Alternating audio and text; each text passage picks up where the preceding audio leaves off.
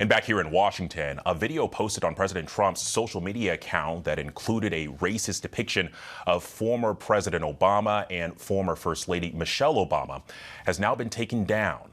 The defamatory meme depicted the Obamas as apes. Now, ABC is not showing that, but images of black people as apes have been used throughout American history to dehumanize them. And slave traders and segregationists used them as a type to depict black people as inferior, and also at times it led to violence. So for more on this, I want to bring in our congressional correspondent, Jay O'Brien, who's been tracking this story. And Jay, listen, I mean, the White House has given varying explanations on how this meme was posted. Can you walk us through that? And also, how are lawmakers responding today? Yeah, and I'll walk you through the timeline of the statements they've given, Alex. So first, this racist image is in the last few frames of a video that President Trump posted on his social media account, and it was up for more than 12 hours until it was ultimately taken down earlier today. And before the video was taken down, White House Press Secretary Caroline Leavitt was asked by us and other reporters what was her statement regarding this video, and she said, quote, "This is from an internet meme depicting President Trump as the king of the jungle and Democrats as characters from The Lion King. Please stop the fake outrage and report on something today that actually matters to the American people," end quote. You see Leavitt's statement there on your screen. Then just about 4 hours later, after that statement was issued, the video was ultimately taken down. And an unnamed White House official issues this official statement, quote, "A White House staffer erroneously made the post. It has been taken down." That is not something they obviously originally said when they were asked about this. The decision to take the video down, though, came after swift backlash from several Republican members of Congress. The first was Senator Tim Scott, the only black Republican in the Senate. And he said, I'll read from that in full, quote, "Praying it was fake because it's the most racist thing I've seen out of this White House. The president should remove it," end quote. We saw other congressional Republicans echoing that sentiment with similar statements. And we know that at least one lawmaker, Florida Congressman Byron Donalds, his team reached out to the White House about this video. Donalds is running for governor of Florida. It's unclear, by the way, Alex, if the unnamed staffer who the White House has posted this video will face any repercussions. We have asked the White House that question and several others, and we have not heard back, Alex. All right, Jay O'Brien for us. Thank you. And joining me now for more on this is Democratic Congresswoman from New York, Yvette Clarke. And Congresswoman, first, thank you for your time.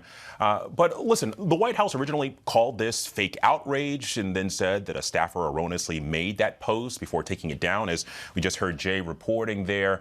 But I'm curious, you know, given the pushback from Republicans and Democrats, I mean, what do you make of the president's handling of the situation? Well, you know, I'm not surprised. This is part and parcel of a racist regime that has shown itself from day one. And so it's really, really unfortunate that we have in the presidency of the United States a bigoted racist, one who espouses white supremacist ideology and uplifts that. The American people are not fooled. 12 hours that video sat on his social media platform. So I don't buy the idea that it was a mistake or that there was a staffer who erroneously put this up. All of our actions have consequences. And what this presidency has devolved into is not a reflection of who we are as Americans. Well, and you drew a through line between the president's racist posts last night and also his questioning of Obama's nationality in a birtherism conspiracy nearly a decade ago during in a tweet. Absolutely, because at the end of the day, we have to be very clear, crystal clear, who is sitting in the White House, who is the president of the United States. And I can go even further back from that, because as a New Yorker, we've experienced Donald Trump's bigotry, violence, and his racism right up front. I mean, in the 1990s, he called for the execution of young boys that were ultimately exonerated for a crime they didn't commit here in New York. His he and his father were responsible for denying housing opportunities to Black families just because they were Black. And so this is a natural progression for someone who has espoused racist and bigoted ideologies for a very, very, very long time.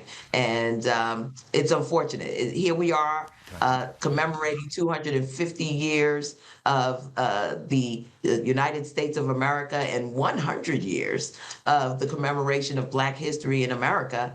And we have, this guy and his enablers in the White House, denigrating others' humanity. It's disgusting. And Congresswoman, I wanted to ask you, has the situation today changed how you interact with some of your Republican colleagues on the Hill? Well, listen, my hope is that they recognize now that, their acquiescence to this man has had real world implications. And I think it was stated in the run-up to our segment that Senator Scott spoke out. Well, and Byron Donalds. Thank God.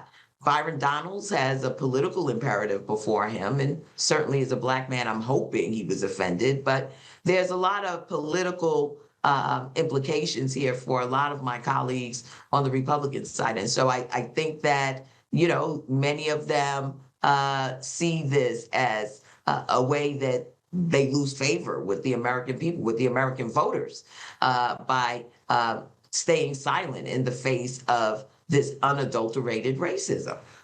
Yeah, well, it's something that we'll certainly continue to monitor. Congresswoman Clarke, thank you so much for your time. Thank you for having me out.